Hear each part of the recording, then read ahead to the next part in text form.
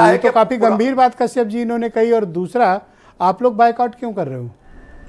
देखिए, आपने तो द्रौपदी मुर्मू जी के खिलाफ वोट किया था। देखिए, बीजेपी लगातार जिस तरीके से संविधान की मूल भावना और संसद की मूल भावना, संसद के मतलब है राष्ट्रपति, लोकसभा, राज्यसभा, ये संसद की भी मूल भावना से खिलवाड़ कर रहे हैं, संविधान की भी मूल भावना से खिलवाड़ कर रहे हैं।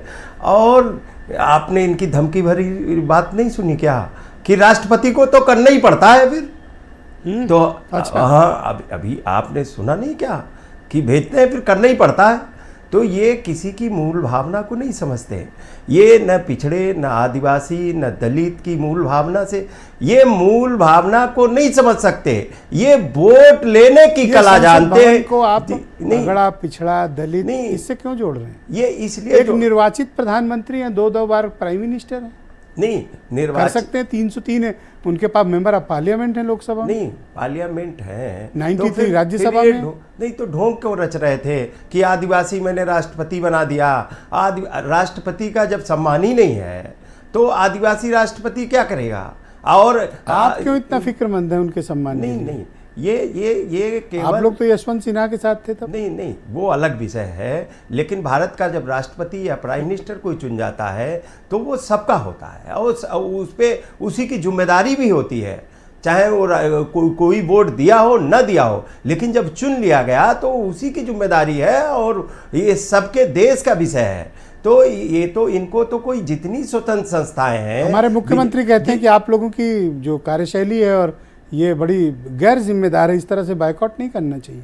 नहीं, मुख्यमंत्री जी की कार्यशैली बहुत जिम्मेदार है।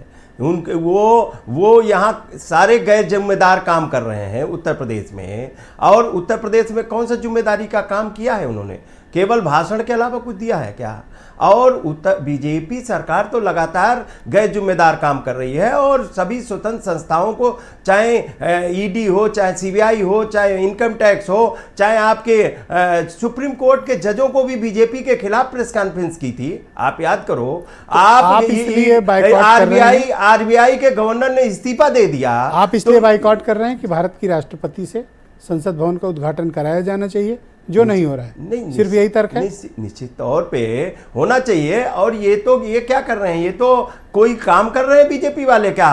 केवल भ्रमित कर रहे हैं। और एक बात बताओ, जब ये अभी पार्लियामेंट सेशन यहाँ बुलाएंगे तब तो जाना ही पड़ेगा ना।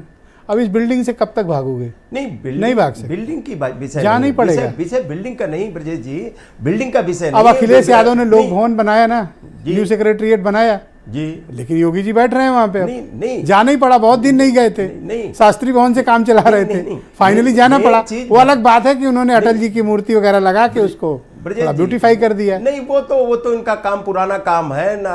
काम किसी का हो, ठप्पा अपना लगाने का इनका काम है। मूर्ति लगा देंगे, इकाना स्टेडियम का नाम बदल देंगे, और कोई काम तो किया नहीं इन्होंने।